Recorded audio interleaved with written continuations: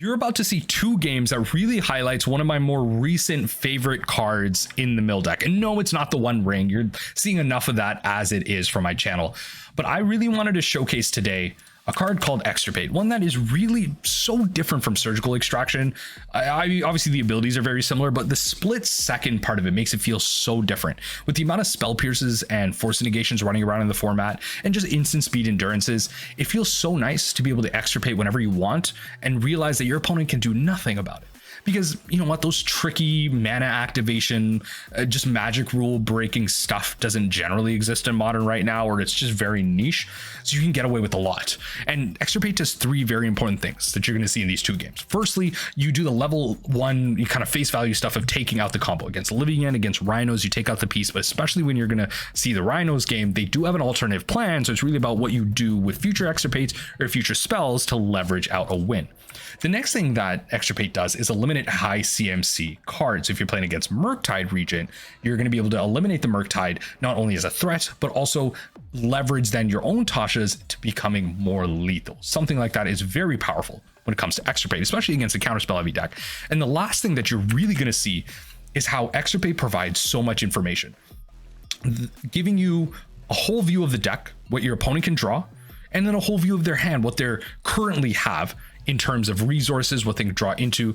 All of that is such valuable information in terms of what you need to play around. Do you need to play around one more counterspell? Do they have any in their deck? How many do they have in their hand? What are you afraid of in terms of their threats? All of this Extirpate can give you, and you're going to see that in these games, and really just highlight why I wouldn't leave home without a bunch of Extirpates in my sideboard or in my main board if I'm playing mill these days.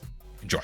Now, I know I said I'd be highlighting Extirpate, but this is game one, right? This is round one, game one. So you have to bear with me here. Now, they're going to suspend a Crashing Footfall's not great, but I get my Archive Trap off, so I'm fine.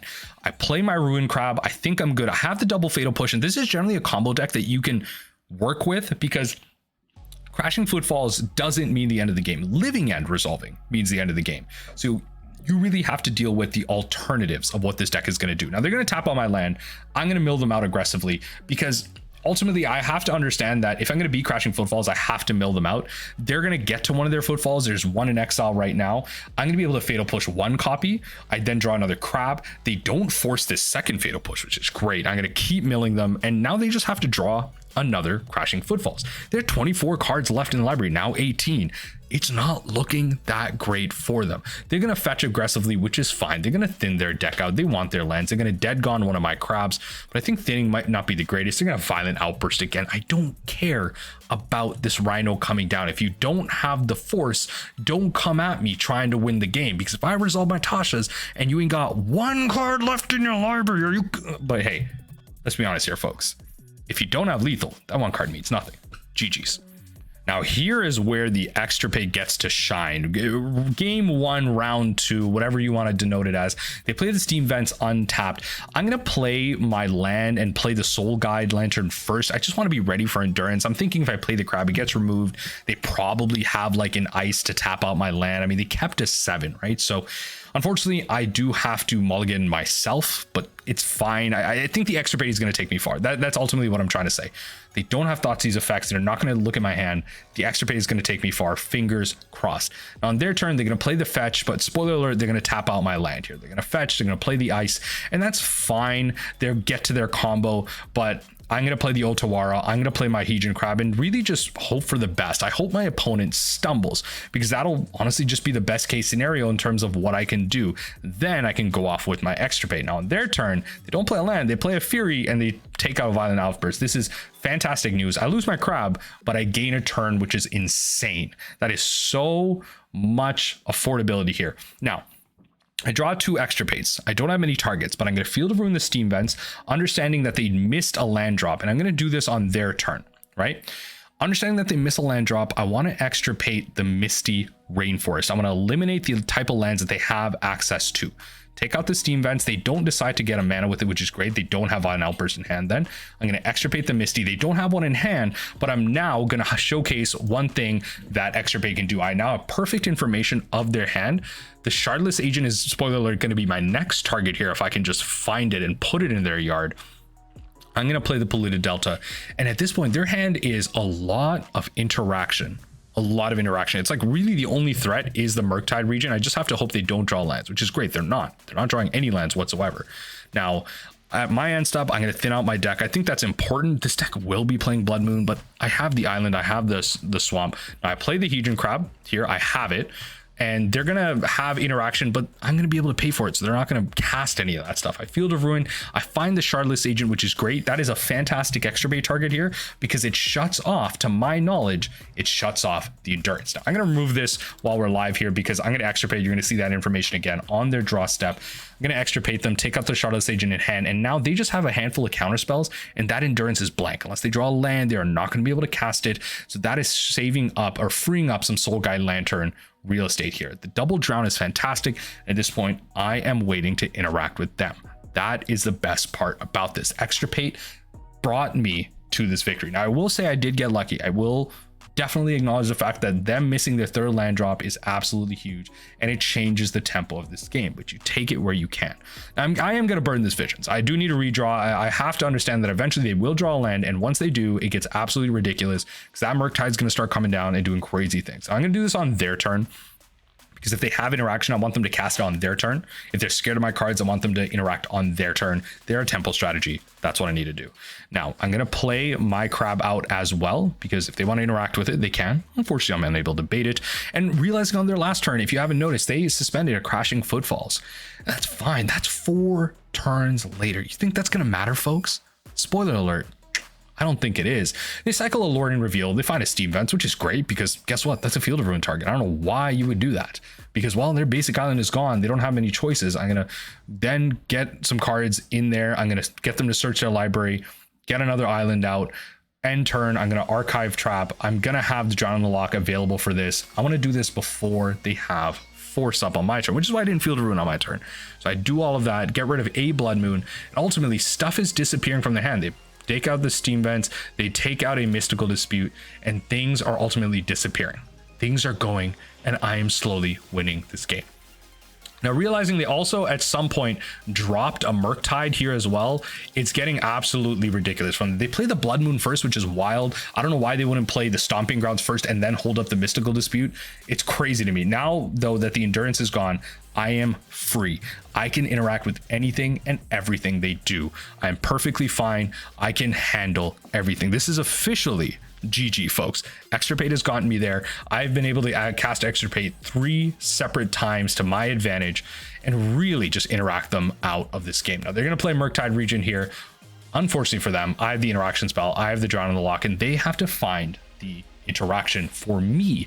They have to answer me, and I have that perfect information. I know what's in their graveyard, their exile, their hand, and generally I know what's the rest in their deck as well. If I just kept their deck list up, I could have just been crossing it out like a list, but it's fine. I see that the Crashing Footfalls is going to resolve here. I'm going to play that counterspell game with them. I'm going to cast Drown in the Loch. Guess what they're going to do? They're not going to cast Force. They're going to cast their Mystical Disputes, which I don't know, is kind of weird. I'm going to pay for the first one, which is fine. Then they're going to cast the second one to ultimately get the Footfalls to resolve. I'm going to Fatal Push one of those on my turn. And honestly, I've been drawing so much of my removal, which is great. Now, the card they draw is the Otawara, which means that Force Negation is doing nothing. I draw the Visions on my turn. Opponent. You just can't get there if you're not grinding out the right way. GG's. Going into this second game, I have to mulligan once and I get into this really awkward hand. It's not going to do much.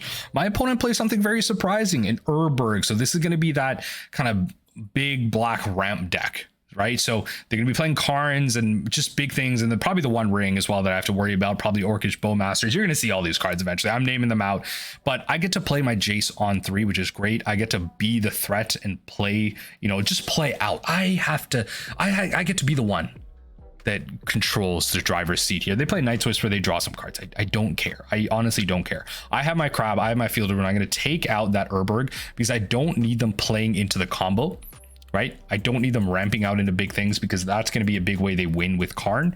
Take that out. It's fine. I don't need my swamps. Next turn, I'm just going to keep Tashaing. And to be honest, Tasha's does not much here. They're going to play the Orcish Bowmasters, and it's great that I'm not, kind of working towards the Visions of Beyond and have to deal with any of that. They take out my Jace, which is unfortunate, but blocking is going to be big here. Even the O2 body can do a lot. I play the Tashas. I can hold up Drown for counter magic, which is fantastic. And that's exactly what I'm going to do. I'm going to stay interactive while my opponent does absolutely nothing. They're going to keep hitting me for 1 a turn. Have fun, opponent. You need 15 turns for that. Now, counter the Shield Dread, because that is an absolute nightmare of a card. Really cool interaction with the One Ring, by the way, if you control it. I'm going to then Tasha's. They're at 4 cards left. I have the Fatal Push up, and at this point, they have to have a faster clock. Like I said, they have 15 turns to win the game, or, well, at this point, 4, to be honest. They kill my crab, which ruins my blocker. Unfortunately enough for me, that left the battlefield. I can take out the second Shield Dread, and their clock sucks, if I'm going to be honest. Literally anything but lands is great here, and heck, even interaction is great because that halves their clock. Now, they play Karn, which isn't cute, and unfortunately, if I draw the One Ring, I still get the protection ability, but I'm not going to be able to activate it, which, you know, may or may not see coming in handy. You'll see. Now, I'm not going to play the crab because I don't want it to get into the way of removal. They play the Cabal Coffers. Thank God I got rid of that kind of big combo piece there. They have the Worm Coil engine to help speed things up, but there's the One Ring. Really just one of the best clutch top decks I can ever find in this deck, and just a fantastic card to try out if you can. You play the One Ring, blank out their combat. They have the Walking Ballista, and they just can't do anything. They have 0 cards in library right now. Me blanking that turn was fantastic. They have nothing. GG's. Let's go to game 2. Now, remember what I was talking about with fragile combo decks? I mean, this hand is absolutely bonkers. The Extirpate on 2 is going to be huge here. Now, on my turn, on the draw, right, I'm going to play out my Otawara, play out the Hedron Crab, the worst one. There you go, right? It's going to get removed. But then on my turn, I'm going to do great stuff. And guess what? Extirpate beats Relic. It's one thing Surgical can never do, and that's fine. At this point, I'm going to wait until their turn in case they have the Fatal Push, the instant speed stuff. I want them to do it on their turn. I want them to interact then. So now I'm going to fetch. I'm going to get my island because guess what? It's a swamp as well. Now, I think about it for a little bit, but I'm going to take out the Cabal. They have the Cabal Coppers in hand, and that's the GG. The Call of the Century. I get the combo piece. Essentially, the Urberg in their hand is a non-bow because, look, they have to lose it to play. They have the One Ring left. They have absolutely nothing. I'm laughing all the way to the bank, just fetching into Oblivion. The double trap is there. Demolition Field unfortunately doesn't, you know, make both players search. It's like a fixed Field of Ruin, but I get a land. They're playing pass through. I get my Field of Ruin out. We hit their non-basics. I double trap them. It is absolutely game over. This is a slaughter fest. I took out the combo. They can't ramp into the One Ring. Extirpate saves the day. GG.